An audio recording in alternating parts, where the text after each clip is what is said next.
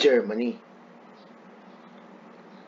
IAS 21 prescribes how an entity should, number 1, account for foreign currency transactions, and number 2, translate the financial statements of a foreign operations in the entity's functional currencies. So as I have mentioned to you, yung account for foreign currency transactions, it could include your 1, importation, number 2, your exportations. We have also lending and also borrowings of money. So those are the things that we may consider with respect to account for foreign currency transactions. For number 2 naman is to translate financial statements of a foreign operations into entities' functional currencies.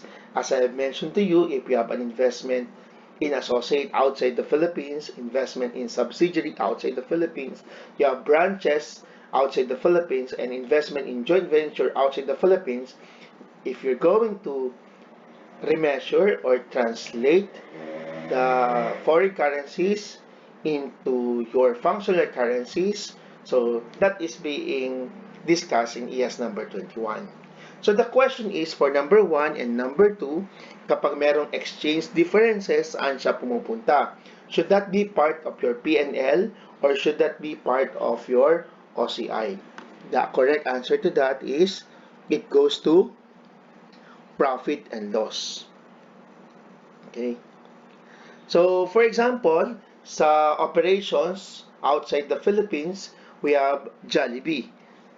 So, you would notice here, we have the list of countries with Jollibee outlets.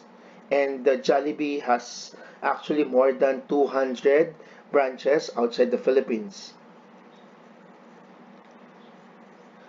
So, for number 3, we have your translation. Yan, this is number 3. Translate the entity's financial statements into the presentation currency. Your number 1 and number 2 goes to your P&L, while your number 3 goes to your OCI. So my task for today is to focus on number 3, especially on number 3, because I'm gonna discuss with you on how to compute the foreign exchange translation adjustment debit or credit. And then I have some presentations on how to translate foreign currency to functional, then from functional to the presentation currencies. So this is an example so that you would understand easily what is all about your functional currency. Then later in the theory questions, I would also be asking this. So let's have the first illustration. Honda Philippines is a subsidiary of Honda Japan. The functional currency of Honda Philippines is peso, while the presentation currency of its parent Honda is yen. So you would notice that the parent company is Honda Japan, and it has subsidiary in the Philippines.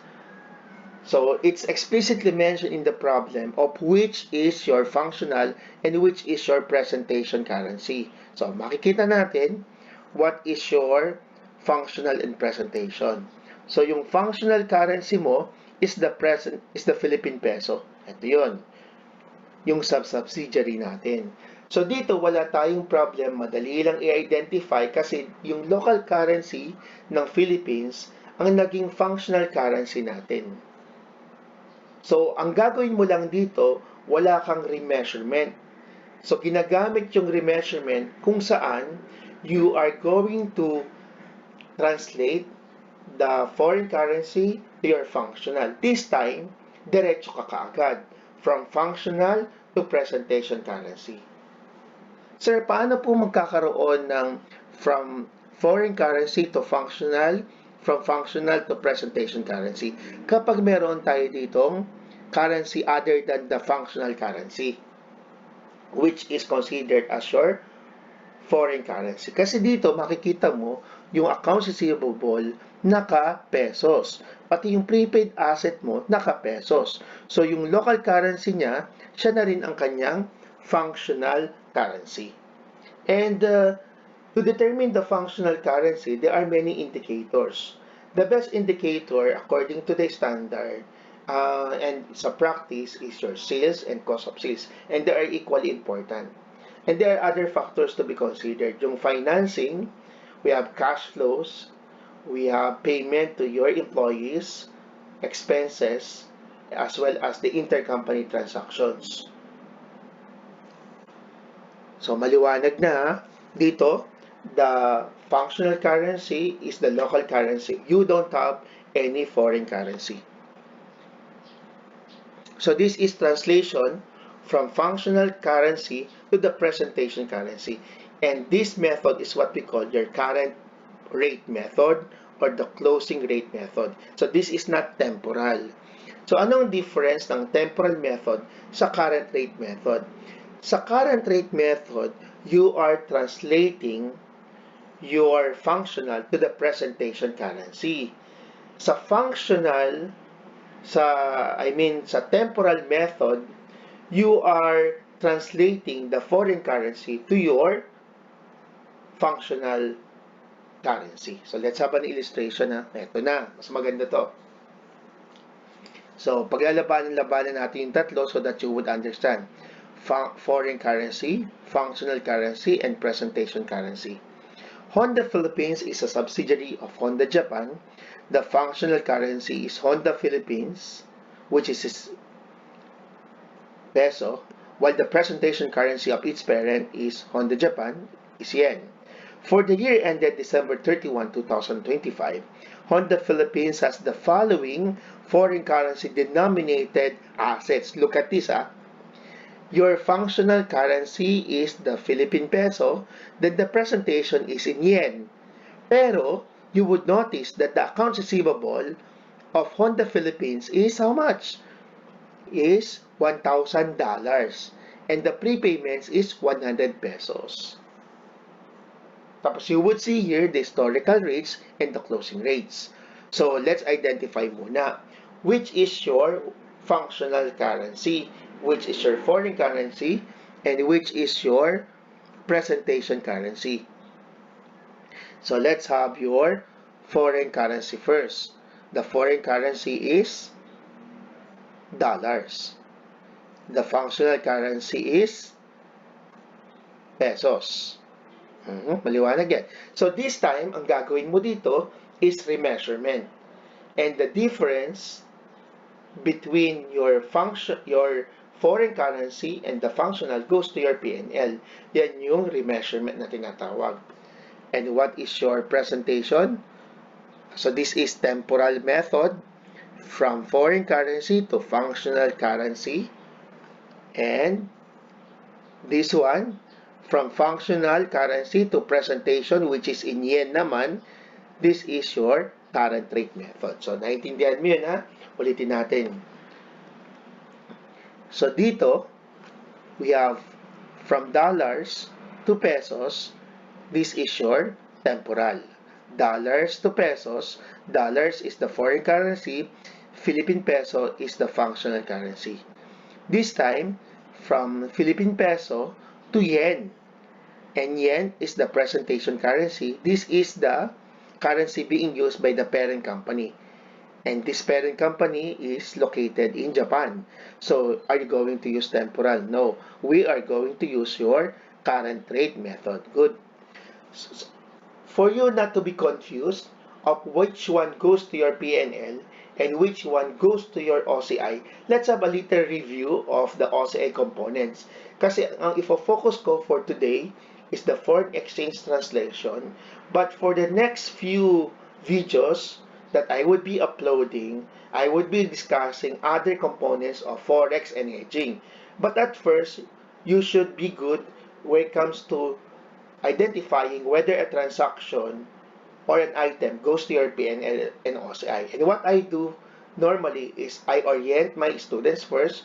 What are these OCI components? Review muna tayo. Number 1. The first OCI component is the foreign currency translation. This is a translation from functional currency to the presentation currency. So this number 1, F, does not include the foreign currency translation. This does not include the foreign currency transaction. It's only from functional to your presentation currency. This does not include the foreign currency to your functional currency because the exchange difference goes to your P&L, but this one goes to your OCI. Next. The second type of OCI component is what we call the effective portion of cash flow hedge. Idea lang tayo ha. Meron tayong tinatawag na effective at saka ineffective cash flow hedge. Yung effective portion, which is yung may intrinsic value, the difference between the market value and the strike price, yan yung pumupunta sa OCI mo. Yung ineffective portion, yun yung time value gain or loss, and that goes to your P&L. Take note, it's only effective portion of cash flow hedge because if it is a fair value hedge, whether it is effective or ineffective, this goes to your P&L. Basta fair value hedge. Kapag naman cash flow hedge, yan lang ang pumupunta sa ating OCI at dapat siya ay effective portion. Pag sinabi mong cash flow hedge, yan yung merong mga phrases such as probable forecasted transaction. So kapag nagbasa ka ng problem at nakita mo yung anticipated or probable forecasted transaction, yan tinatawag natin na cash flow hedge. Kapag silent ang problem, fair value hedge yung atake ha. Magkakaroon tayo ng separate video presentation about the difference between the fair value hedge, the cash flow hedge, and the net investment hedge.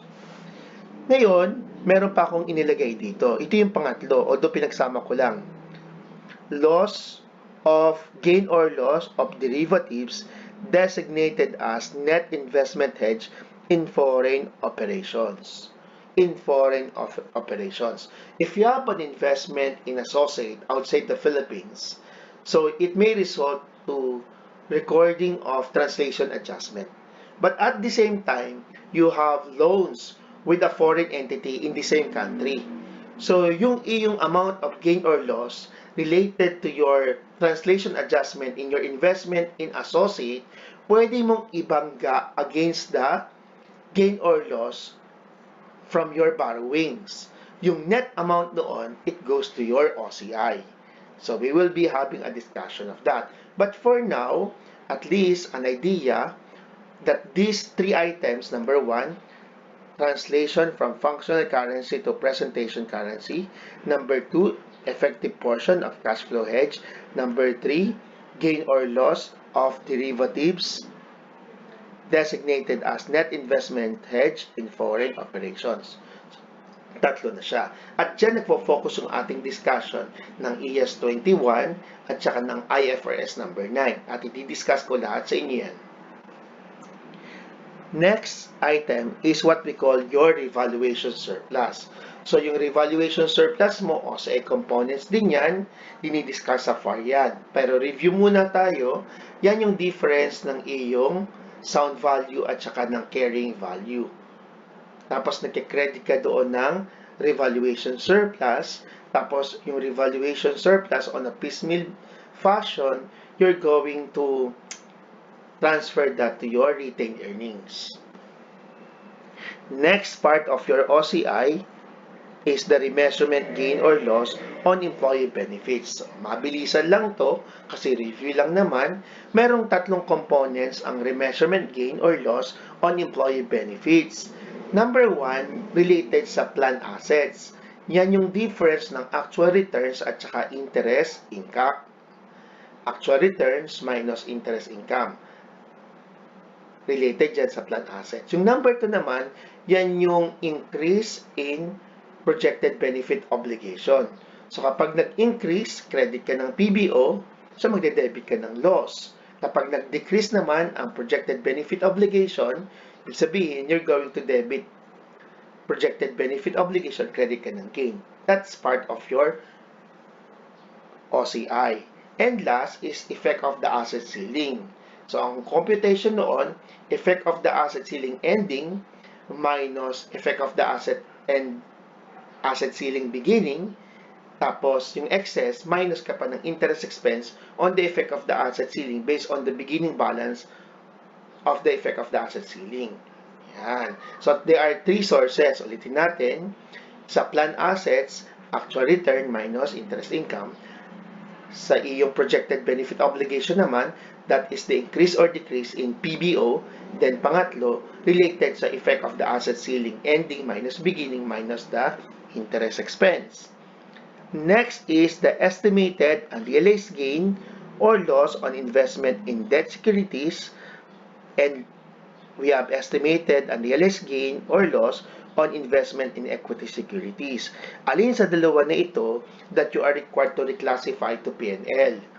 Ang nire-reclassify mo to P&L is your debt securities. So kapag dinispose mo yan, magka-credit ka dyan ng gain on sale. Pero dito naman sa equity securities, dumediretso siya sa retained earnings. So anyway, any unrealized gain or loss related to the debt or equity securities goes to your OCI. Last naman is the risk. Gain or loss on credit risk for bonds payable or financial liability designated as fair value through P&L. So these are the things that we may consider. If you're going to count them, they are 8 items that we may include in your OCI. What are these 8 items? 1, foreign currency translation. 2 and 3, we have cash flow hedge and also your net investment hedge. We have revaluation surplus, remeasurement gain or loss on employee benefits. We have unrealized gain or loss on your debt and your equity securities. And last is gain or loss on credit risk. So, kapag binilang mo yan, there are 8. Ulitin ko ha. Dito sa number 2, dalawa yan. Yung net investment hedge, saka cash flow hedge. So, number 5 naman, we have your gain or loss on investment in debt security. Tapos, pang isa pa is equity securities. So, 8 sila. Sir, bakit mo pinagsama? Kasi meron tayong mnemonic dyan. So, yan ang ating mnemonic po. The Ferrer OCI components. F, E, R, another R, then E, and R. So, this time around, hindi mo na malilimutan of what are these OCI components ha. Tatandaan mo of which among these items would be reclassified to P&L and which among these items would go straight to your retained earnings. So, ipakita ko lang na mabilisan kasi part din siya ng discussion ko for this video pag ni-reclassify natin at saka yung succeeding videos related to Forex and hedging. Tandaan mo ha, the Ferrer OCI components. So, alin dyan among the OCI components ang dumediretso sa profit or loss? So, 4 po yan. Yung currency, translation from functional currency to the presentation currency. So, if you have an investment in associate abroad, then you plan to dispose that investment. So, magkikredit ka doon ng gain on sale. At the same time, yung any amount of translation adjustment, debit or credit, dinede-recognize din siya. Then we have here the effective portion of cash flow hedge. Ito, nire-reclassify din siya to your profit or loss. I-discuss natin yan sa IFRS number 9. We have also investment hedge in foreign operations and your debt securities. These 4 would be reclassified to P&L. So, 4 yan. Merong ding 4 na natira naman sa retained earnings. Revaluation surplus, gain or loss on employee benefits, then credit risk, then related to your equity securities. Okay? So, that's it for the OCI components. Balik na tayo to sa ating discussion about your translation adjustments.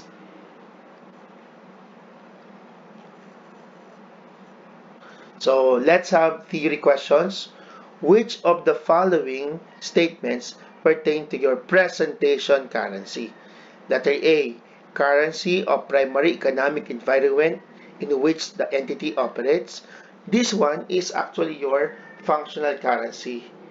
Yung definition na yan. So, what dictates the company's sales and also cost of sales about the financing, how you pay your employees. So that's about the primary economic environment, no? Hindi siya sa presentation currency mo. We have currency in which financial statements are presented. Currency of foreign country. Ito yung currency other than the functional currency. And we have currency that can be spent in a particular geographical location. So yan yung ating local currency. So our answer is the currency in which the financial statements are presented. And normally, who's going to compute the translation adjustment, debit or credit? This is being computed or presented in the consolidated financial statements. In the separate books of the parent and subsidiaries, associates, you will not see the translation adjustment debit or credit. Only when the parent prepares the consolidated financial statements. See, that's about the presentation currency. Take note, currency in which the financial statements are presented. Next, let's have question number 2. Under past number 21, which of the following statements pertains to your functional currency? A. Currency of primary economic environment in which the entity operates. B. Currency in which financial statements are presented. C. Currency of any foreign country. Letter D. Correction, let's just letter D. Currency that can be spent in a particular geographical locality. And we have already answered this. Our answer is letter A. Na-discuss ko na yan sa question number 1. This is your functional currency. And I also mentioned with you of what dictates, of what's the primary driver of your functional currency. So let's see if you can answer the next question. What is the best indicator of the functional currency? Letter A, sales and cost of sales. Letter B, funding. Letter C, cash flow. Letter C, local currency. Think about it. What's your answer to this? The correct answer is your sales as well as your cost of your sales. Good. Yung funding, yan yung currency of financing like yung debt or equity instruments. So what is the currency of your share capital or your loans? Yung cash flows naman, what currency does the company retains cash received from operating activities? So this letter B and letter C could also be considered kapag hindi consistent yung sales at saka cost of sales mo. Consistent when it comes to the recording. So for example, yung sales mo naka-dollars, pero yung cost of sales mo naka-pesos. So hindi siya consistent. Tapos the following month, yung sales mo naman naka-ibang foreign currency. Yung cost of sales mo naman iba na naman ng foreign currency. Hindi siya dominated by a single currency. So with that, you better consider the funding and cash flows. But in general, you have to consider the entire operations of the company and what dictates the determination of the selling price. It is through the local currency ba? And it doesn't follow that the local currency is also the functional currency. The best example of this is in Canada. So in Canada, sa Quebec City yata yun, gumagamit sila ng euros. So doon, yung euro natin, euro sa Quebec, kung sa Quebec nga gumagamit sila ng euro, ay it's in third world currency. But yung kanilang local currency, which is yung Canadian dollars, hindi yun ang ginagamit. So it doesn't follow that the local currency is the functional currency. Ang pinaka-importante, alam mo dapat, ano ang nagdidictate ng sales at saka ng cost of sales mo. Ngayon, kung hindi naman consistent or walang single currency para doon, you may consider letter B and also letter C. Next, this is being referred to cash or elements of financial statements receivable or payable in a fixed amount of cash. Is this your monetary items, non-monetary items, financial items, or non-monetary items? What is your answer to this? So, ang correct answer dito, the cash or elements of financial statements, receivable or payable, such as yung cash, accounts receivable, notes receivable, loan receivable, salaries payable, funds payable, monetary items yan. So, in general, para matandaan mo, kapag sinabi mong monetary items, initially recorded dyan at historical rate, ha? Pero, subsequently, yung ating mga monetary items, nire-record mo siya based on the closing rate or settlement rate. And the amount of exchange difference goes to your P&L. Ha? Yung non-monetary items mo naman, yan yung mga hindi the company could not be able to convert easily into cash. Initial measurement of non-monetary items ay historical rate. Tapos, depende. Kung ang non-monetary items subsequently measured at fair value, i-measure mo siya subsequently when the fair value is determined. Pero, kapag non-monetary items recorded at cost naman, historical rate ang ginagamit natin dyan, ha? Okay, there you go. So, our answer to this question is monetary items. Number 4, this is being referred to those assets and liabilities appearing on the statement of financial position that are not cash or cannot be readily converted into cash. I mentioned this with you. Monetary, ulitin natin, initially, monetary recorded at your historical rate, then subsequently closing rate. Ha? Pag naman na non-monetary, initially, historical rate, subsequently, depende whether it is recorded subsequently at fair value. So, kapag fair value is determined, or kapag naman siya is recorded at cost, so, it has to be recorded at subsequently transaction rate or historical rate. So, our answer to this is non-monetary items. Number 5, what is the initial measurement of foreign currency denominated transactions? Letter A, both monetary and non-monetary items are measured initially, measured initially at transaction or historical rate. Letter B, monetary items are measured at closing rate, while non-monetary items are measured at transaction rate. So, mapapansin mo dito, parang obvious na yung sagot, ha? Tapusin muna natin. Letter C, monetary items are measured at transaction rate, while non-monetary items are measured at closing rate. Letter D, both monetary and non-monetary items are measured initially at closing rate. So, what's your answer to this? So, I have 10 theory questions and 3 problems. So, then after this presentation, sure ako sa iyo na you could be able to answer the questions in your exam correctly, ha? Basta makinig ka mabuti. Tingnan mo to, ha? Initial measurement siya. Hindi siya subsequent. As I mentioned to you, regardless monetary or non-monetary, they are both recorded initially at transaction or historical rate. So, what's our answer? Letter A. Yung letter B, ito, pang subsequent yan. Monetary, closing rate, while non-monetary, transaction rate. So, halimbawa ng monetary, accounts receivable. Initially, at historical rate, subsequent mo ay closing rate. Anong halimbawa naman ng non-monetary? Yung prepayments. So, initially at transaction rate, subsequent still at transaction rate, historical rate.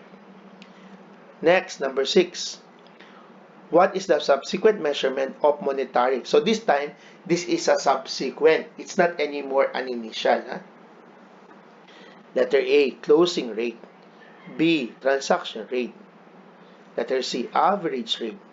Letter D, monthly rate. So what's your answer to this? Pag monetary items, such as your accounts receivable,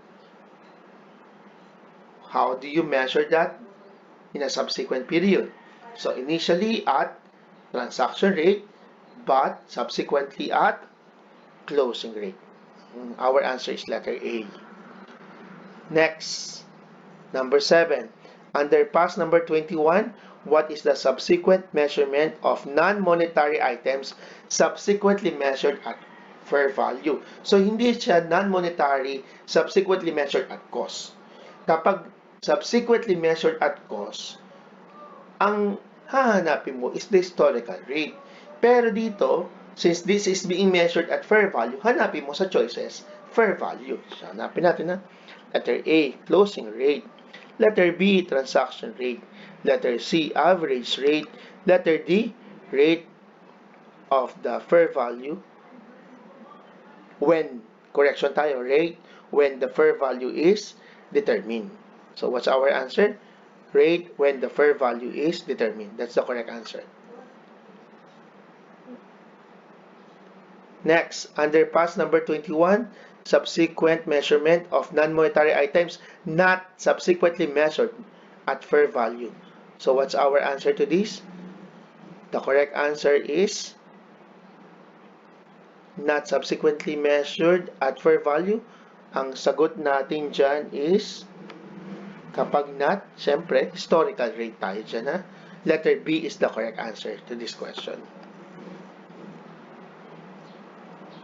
Yeah, letter B, ha? So, lahat ng sinabi natin, ito ang summary. Makikita niyo sa book namin ni Sir Punsalan at saka ni Atty. Laco. Accounting foreign currency denominated transactions. We have monetary items such as cash or other elements in the financial statements that we may consider fixed amount. And these are the examples: initial measurement, historical rate, subsequent measurement is the closing rate. And the difference between the exchange rate ng historical at saka ng closing rate, it goes to your P&L. Ito naman, non-monetary items subsequently measured at fair value. At fair value. An example, yung investment property mo, di ba, pwede siya using the fair value model. So, you have also your fair value through P&L at saka OCI. Initial measurement, historical rate, and subsequent rate when the fair value is determined, the difference goes to your P&L. Ito naman at cost. So, kapag non-monetary items measured at cost, initial niya, historical rate, subsequent niya at historical rate. So, since pareho siya naka-historical rate, we don't have any amount that goes to your P&L. Huh? So, this discussion would be about remeasurement, would be about translating from your foreign currency to your functional currency.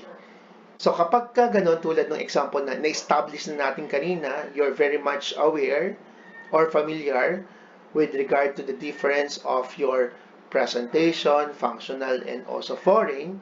So kailan mo ginagamit, kailan mo tatanungin ng sarili mo whether the item is monetary or non-monetary.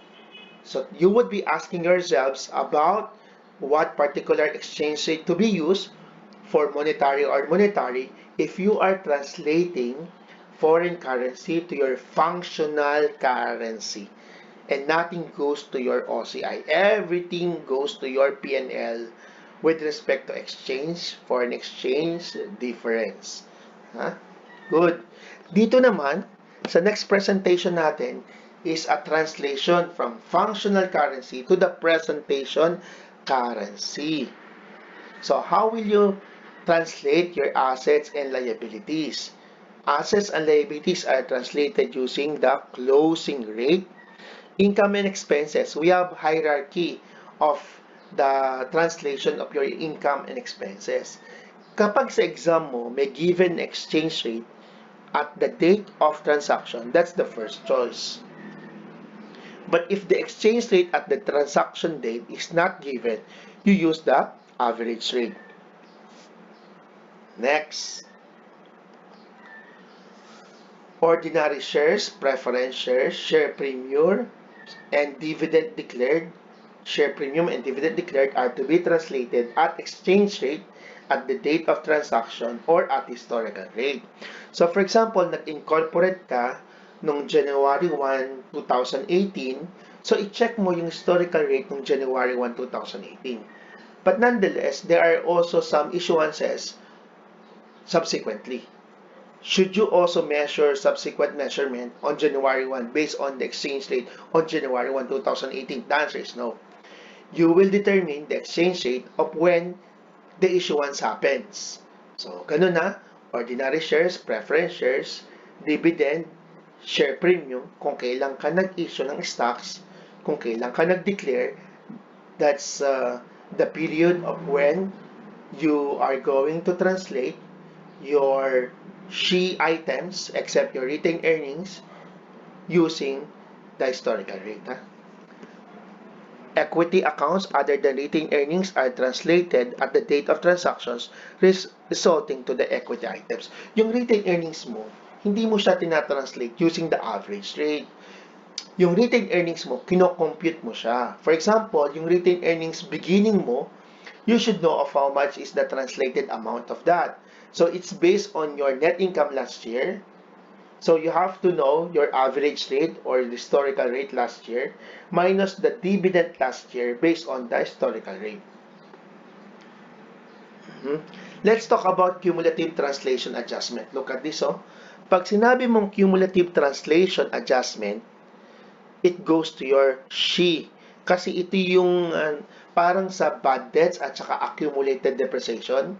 Yung bad debts, the nominal account. Yung accumulated, that's the permanent. Yung cumulative translation adjustment, this goes to your SHE, and your translation adjustment during the period goes to your OCI, which is part of your statement of comprehensive income. So how would you know if you have translation adjustment debit or credit? Or translation adjustment gain or loss? So I have here a technique to be shared with you. Tapos i-discuss ko sa inyo yung rationale of why you are going to consider this as translation adjustment debit or credit. So net assets ending at closing rate. If the net asset ending at closing rate is greater than net asset ending at roll forward, it gives you cumulative translation adjustment credit or gain. Yung gain na ito, it doesn't go to your P&L. Kino-consider lang siya na gain since this is an addition to your SHE. But nonetheless, this is actually part of your shareholders' equity and this does not affect the profit or loss of the company. Isa-isahin natin to, ha? So dito, we're going to compute your total assets minus total liabilities. You have your SHE ending times the closing rate. Yung net asset ending at roll forward naman, I have a formula to be presented to you later, which sabihin ko na ngayon, yan yung merong ating ordinary shares, preference shares, share premium, you have your net income and dividend. So, yung ating SHE items, ordinary shares, preference, share premium, they are translated, as I mentioned to you, using the historical rate or transaction rate. Net income based on historical rate. Then, second priority is the average. Then, you have your dividend based on historical rate. Yung makakompute mong amount doon, that is your net asset ending at roll forward. And I have a separate presentation of that shortly. So when the net asset ending at closing rate is greater than the net asset ending at roll forward, it gives you the cumulative translation adjustment credit. When the net asset ending at closing rate is less than the net asset ending at roll forward, you have adjustment debit. Ngayon, sabihin ko sa inyo yung rationale kung paano siya nagiging debit at saka credit. So, by the way, this is the formula of the net asset at roll forward. So, anong formula natin? Ordinary shares beginning at historical rate preference shares beginning at historical rate, share premium beginning at historical rate. So, naka-historical rate silang tatlo. Pero yung retained earnings, hindi siya naka-historical rate. Depende sa computation mo ng net income at saka dividend mo. Kapag may given amount na retained earnings beginning at translated amount, siya yung i-carry forward mo dito. But if the amount of the retained earnings beginning at translated amount is not given, look for the net income last year minus the dividend last year. Net income, so look for the historical. Kapag meron, pag wala, use the average rate. Dividend based on the historical rate last year, prior year. And you have your retained earnings at translated amount. So ito lahat ng ito, 1, 2, 3, 4, puro siya mga beginning balances. Since you're computing your shareholders' equity at the end of the period. Net income during the year at average rate minus the dividend, correction tayo dito, during the year at historical rate of when the dividend was declared. So you have now the net asset at roll forward. This one is to be compared against your net asset at closing rate.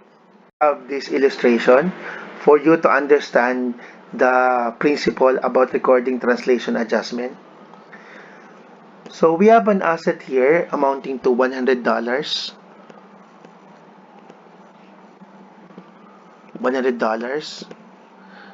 We have $20 here and 80.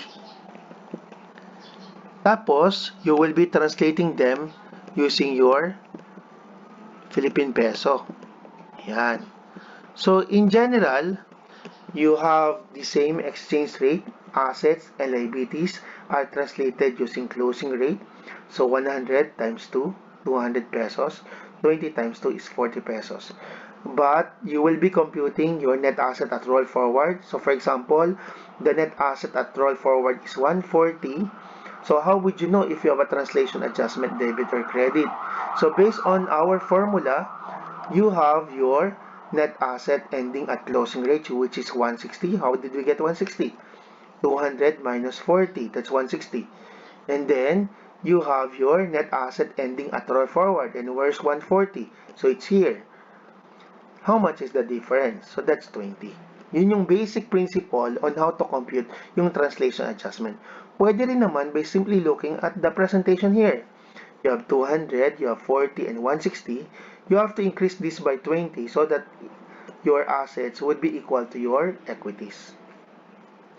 How about your translation adjustment debit naman? So here, you have 200 minus 40, that's 180. So your net asset at closing rate is less than 240, which result to 80. So what would be the presentation? 160 is less than 240. You have your translation adjustment of 80. So let's have now the first of the three illustrations. Then after this, last two theories, then we're okay na. After these three illustrations, sure ako na magaling ka na with respect to foreign currency translation. So do you still remember this? So this time magko-compute tayo. Honda Philippines is a subsidiary of Honda Japan. The functional currency of Honda Philippines is peso, while the presentation currency of its parents, Honda Japan, is yen. For the year ended December 31, 2025, Honda Philippines has the following foreign currency denominated assets, accounts receivable, and prepayments in dollars. So naka-dollar siya, pero yen ang ating presentation, pesos ang ating functional currency. The historical rates of accounts receivable and prepayments are $1 to 30 pesos and $1 to 20 pesos, 1 peso to 2 yen, and 1 peso to 4 yen respectively. This is with respect to AR and prepayments. The exchange rates on December 31, and these are the closing rates, we have 40 pesos, and then 1 peso is to 3 yen. What is your functional currency? So, very clear niyan kanina, we have US dollars. This is foreign currency, I mean. Functional currency is Philippine peso, then presentation currency is yen. So, let's now compute of how much would be your exchange gain or loss. So, tatandaan mo ha, kapag ikaw ay nagko-compute with respect to your functional to foreign currency to functional, iniisip mo kung monetary or non-monetary. Kapag naman functional to presentation currency, assets and liabilities at closing rate. Shareholders' equity in general except retained earnings based on historical rate. Next. Question number 1. In the separate financial statement or statement of financial position of Honda Philippines, what is the carrying value of accounts receivable and prepaid asset? At look, kay Honda Philippines, hindi siya si parent. Si Honda Philippines is an investment, is a subsidiary of Honda Japan. So dito, ang isipin mo is about remeasurement, is to translate your monetary and non-monetary using, pag non-monetary, using the historical rate, at kapag isa ay monetary, using the closing rate. Yun ang isipin mo. So, for how much is your prepaid asset? $100. How much is your accounts receivable? That's $1,000. So, please compute.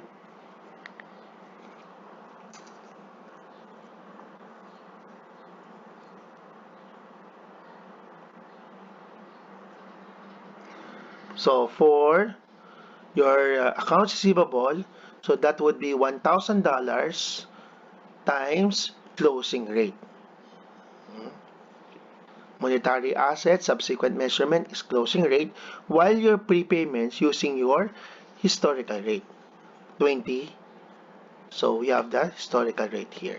Yan. So, ulitin natin, this is all about translating from foreign currency, from dollars to Philippine peso. Let's have your question number 2. What is the carrying value of the AR and prepayments in the conso? So, sa consolidated financial statements, as I mentioned to you, assets and liabilities, closing rate, using the historical rate except your retained earnings. So, anong gagawin mo naman ngayon? Kasi yung receivable mo at saka prepayments mo, pero siyang assets, so, i-multiply mo sila from your answer earlier by 3 yen. Kasi yung 3 yen is our closing rate. So, for our accounts receivable, our answer earlier is 40,000 times 3, which is 120,000 yen. And we have closing rate, prepayments, 2,000 times 3.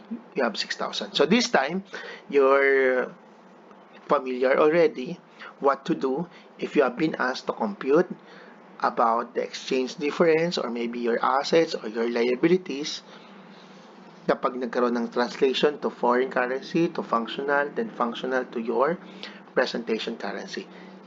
Next. So ito, magandang problem to, ha? Pag ito na ibigay sa board exam, alam mong gagawin mo dito, ha? Tuturo ko sa iyo, dahan-dahan to. So let's have this. Problem number 2.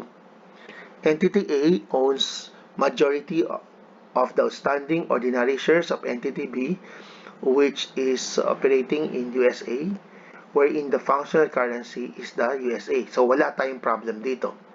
Kasi yung ating local currency is also our functional currency. So all you have to do is to translate their assets, liabilities into the presentation currency. However, the presentation currency is Philippine peso. For the year ended December 31, 2025, Entity B presented statement of financial position in its functional currency of USA. So yan yung functional currencies natin na total assets, total liabilities. Let's have the following items.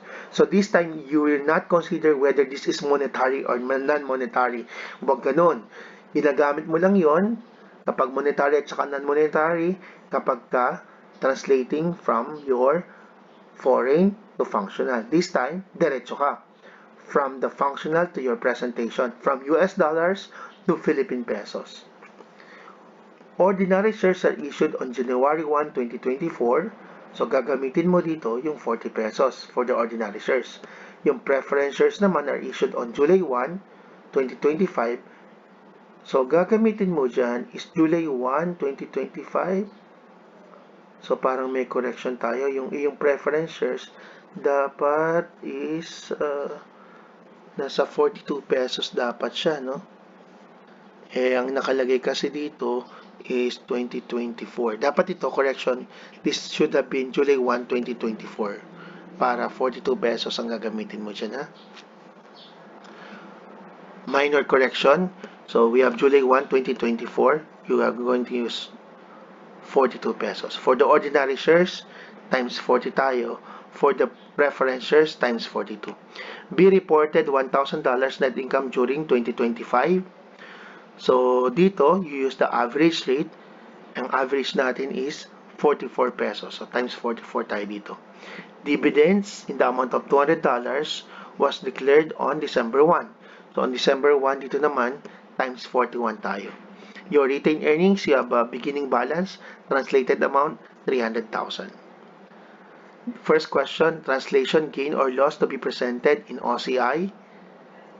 Second question, cumulative translation adjustment.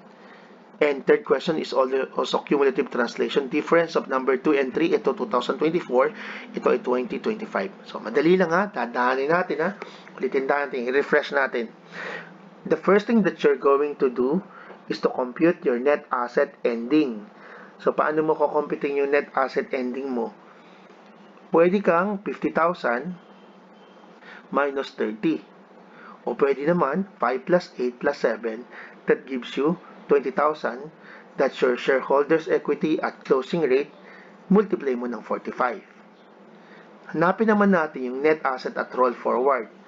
Sa net asset at roll forward naman, all you have to do is get the ordinary shares, 5,000 times 40, preference shares, 8,000 times 42, plus the retained earnings of 300, plus the net income of 1,000 times 44 average, then dividend of 200 times 41. And then you compare the net asset at closing rate as well as the net asset at roll forward for you to get the cumulative adjustment at the end of 2025. Let's do this together, ha? So, magkano ang ating net asset ending at closing rate? 5 plus 8 plus 7, which is 20,000. Where did you get that? It's here, 5 plus 8 plus 7. So, 20,000 times the closing rate of 45. Saan galing yung 45? Dito naman, no? Okay? This time, alamin natin yung net asset at roll forward. So, paano kukunin yung net asset at roll forward? Ordinary shares, preference shares, retained earnings, net income, and dividend. So, let's have it. Okay?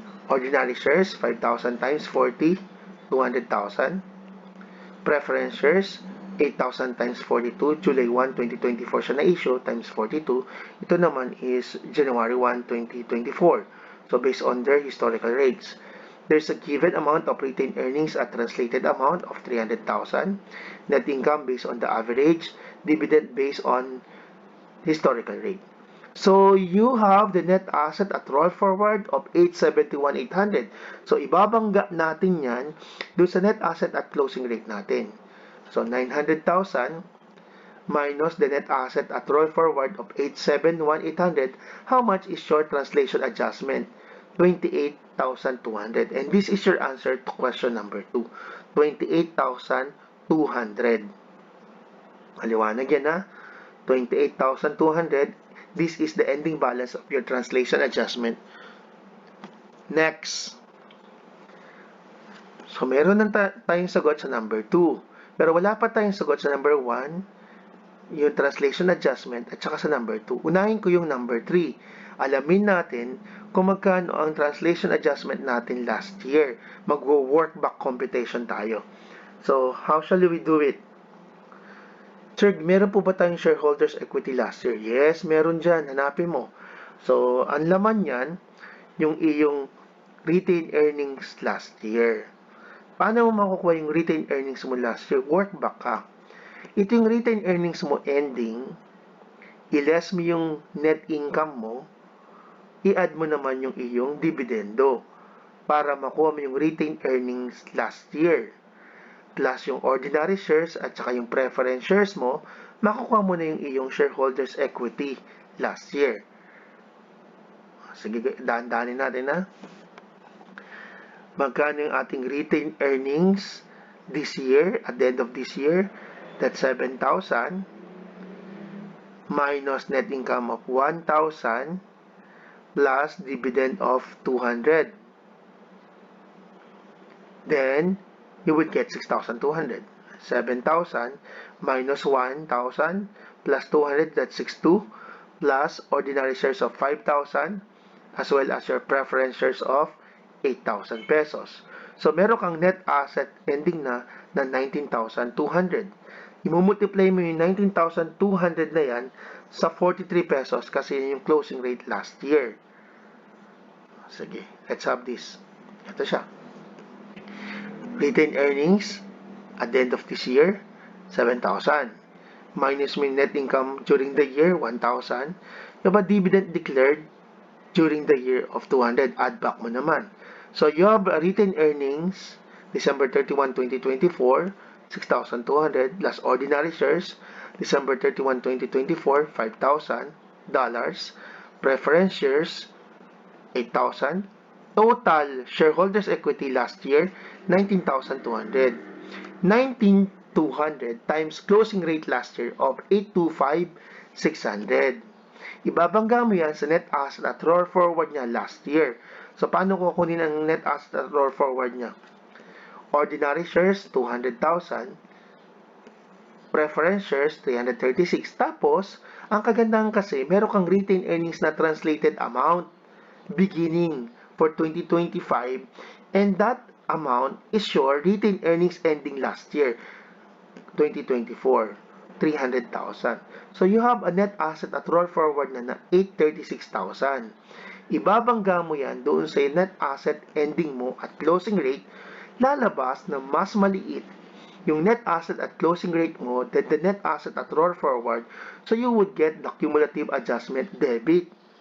So, meron kang debit na 10,400. This is our answer to question number 3. Cumulative Translation Adjustment 2024. If we're going to use a T account, you have an ending of 28,200. We have computed that earlier. You have the beginning of 10,400. How much would be your adjustment during the year? So, kapag ka opposite side sa T account, ina-add back yan. Ina-add mo yan. Kapag naman siya ay the same side, mina-minus. So, what's our answer as to the adjustment? So, this is the answer for question number 1, 38,600. There you go, ha? Ganyan kasimple. After number 2, dapat na ma-master mo na yung translation adjustment. More or less, for your examination, kapag sa undergraduate ito, siguro may mga 3 o 4 na problems. Depende kung focus ng quiz mo. Pero kung board exam to, pwede siya magbigay ng isang long problem, tapos there could be maybe 3 to 4 questions. Kaya dapat gagalingan mo pag a-analyze ng problem. Sayang yung 3 questions. Last problem na tayo, then last 2 theory questions. Madali lang to. The following data are taken from the records of TCC Import Companies, a foreign subsidiary in Singapore. Total assets in dollars, liabilities, ordinary, retained earnings. We have your net income and also your dividend. Exchange rates, current rate, historical rate, and average rate. The peso balance of retained earnings on December 31, 2024 is 975,000. Yun. Maganda dito, binigay na yung ating translated amount of the retained earnings beginning for 2025. So, what are you going to do here? So, una muna, alamin mo, as I mentioned to you, is the net asset at closing rate. Magkano net asset at closing rate mo dyan? So, there are 2 ways. Una, total assets ka lang minus total liabilities. Tapos, i-multiply mo siya by 40 pesos. That's the net asset at closing rate mo. Tama? Tapos, pangalawa mong pwedeng gawin dyan is kunin yung net asset at roll forward. So, paano mo naman makukuha yung net asset at roll forward mo? Di 180,000 pesos times historical rate of 41. Ito siya. Then you have the retained earnings translated amount of 975, net income during the year of 45,000 times the average of 42. Then you have the dividend. So i-check mo kailan nag-declare ng dividend. On December 31, so it has to be multiplied by 40. So makukuha mo yung net asset at roll forward na. Ibabangga mo na doon sa closing rate. Then we're done. So check natin ha. So paano makukuha yung net asset ending at closing rate? 438 minus 135 is 303. Ito siya po. 438 minus 135 is 303 times the closing rate of 40 pesos. Ito po siya. So you would get 12,120,000. And this has to be compared by the net asset at roll forward. So 180,000 ordinary shares times 41. Retained earnings translated given 975. Net income of 45,000 times 42. Then you have the dividend of 9,000 times 40. You would get the net asset at roll forward of 9,885. Then compare. 12,120,000 minus the net asset at roll forward, you have an answer of 9,885,000. What does this provide you? Do you have translation adjustment debit or credit? Since your net asset at closing rate is greater than the net asset at roll forward, you would get the translation adjustment credit. So after the 3 problems, sana sobrang may mastery ka na. Theory questions na. IAS number 21 provides that an entity may present its financial statement in a currency even different from functional currency. When the company translates the financial statements from functional currency to its selected presentation currency, how shall the exchange differences arising from translation be recognized? Ang tatandaan mo siya dyan, translation from functional to presentation. Pag ganyan, functional to presentation currencies, ang iisipin mo, assets and liabilities at closing rate, except retained earnings based on the historical rate. And the difference goes to your OCI components. And that OCI can be reclassified to your P&L. What's your answer? The exchange difference goes to your P&L. Kasama ba yan doon sa Ferrer OCI components? Yung translation adjustment? Yes is the answer. Ayan o, shall be recognized as OCI with reclassification. Letter C, without reclassification. And letter D, it goes directly to your retained earnings. So, highlight natin functional currency to selected presentation currency. The correct answer is OCI with reclassification to P&L. Last 2 questions. When translating the financial statements of an entity from functional to its selected presentation currency, which is incorrect, assets and liabilities are translated using closing rate. Tama po yan. Income and expenses are translated, number 1, priority, exchange rate at the date of transaction, then average rate. For practicality, tama rin yan. Letter C, shareholders' equity other than retained earnings are translated using what? The rate on the transaction date. Tama rin yan. The retained earnings using average. And this is wrong. So our correct answer is dog, since we are looking for an incorrect statement. Oh, that's it. We're done. So ang tawag sa atin ay mga lahing taga-tuos. Yan. Accountant in Tagalog is taga-tuos. Ang accounting is pagtutuos. So hope that you've learned something.